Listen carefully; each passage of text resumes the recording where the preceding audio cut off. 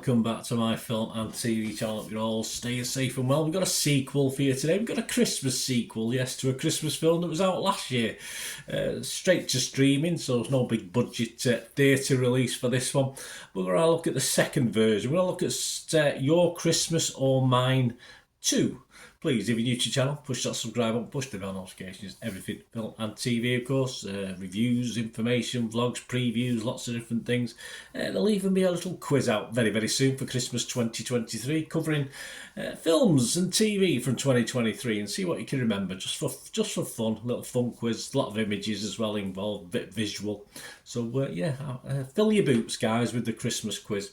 But of course, give us a like for this if you can, for this little review I've got here for a Christmas film. It'd be great to have you on board. Spread the word if you can. And I do have a little vlog for my football team, Manchester City, as well. So if you know anyone who may be interested, just give them a big kick in my direction. I will be very grateful. Right, Your Christmas or Mine 2 is a romantic comedy written by Tom Parry and directed by Jim O'Hanlon. Of course, as mentioned, it is the sequel to Your Christmas or Mine, which came out in 2022. This is currently showing in the UK and many territories on Amazon Prime, so you can get to watch it. And if you subscribe to that, it won't cost you anything more because you don't have to rent it, you can just watch it. The film stars Asa Butterfield, Cora Kirk, Daniel Mays, Angela Griffin, Alex Jennings and Jane Krakowski. Most of those reprising the roles, apart from a certain young lady we just mentioned there, who's in it for the first time. And it was released on 8th of December 2023, so I'm recording this on the 17th of December 2023, so any comments and scores are as at that date. Well, what's it about? Well, after the event, so watch the first one. It would come in handy to watch part one, although by the time you watch part one you might not be in the mood for part two, but I'll go on the basis that you watched the first one last Christmas. After the events of the previous film, the Hughes and Taylor families agree to spend Christmas in the Austrian Alps, as you would. However, they are mixed up at the airport and the working class Taylors end up in the posh Hughes' luxury resort, while the latter end up in the former sparse hostel. There you go. Well, it's a comedy. It's a comedy, supposedly. As their bags are also mixed up, Haley mistakenly assumes James intends to propose, while actually finding the engagement ring his father seemingly bought for his new girlfriend Diane. Well, not quite, but it all goes from there, and it's all set up for a classic Christmas family comedy, isn't it? What about the points on the board? What about the scores? Well, Rotten Tomatoes, just 7 critics have bothered to have a look at this one, and it's getting 57%. So almost to that magical 6 out of 10, 60% we like to see, but not far off. Not a disaster. Rotten Tomatoes audience, a little bit less, 52%. So for every 2 of you, 1 of you liked it. So there you go. That's not too bad. 1 out of 2 ain't bad, is it? Is that the song? 1 out of 2 ain't bad. I'm not too sure. Internet Movie Database, Joe Public, 1,400 plus scores and reviews.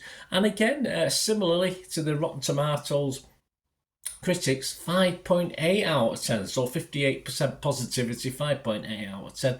That will probably drop slightly, although the last couple of hundred reviews, it's stuck around the 5.8 out of 10 mark. So what did I think? Well, what did I think about last year's for a start? Well, I didn't find the Taylors as annoying this year as in the original last year. I didn't find the Taylors as annoying in the original last year as I found them annoying in this sequel this year. So of course I rated that one 6 out of 10. Internet Movie Database a little bit higher, 6.4 out of 10. The setups, again, very routine but pleasant enough, but it was all a bit less interesting, I thought, this one than the original last year. There are worse Christmas films out there, yeah, including possibly all the thousands of Lifetime Christmas films that are available for you to watch on TV and streaming.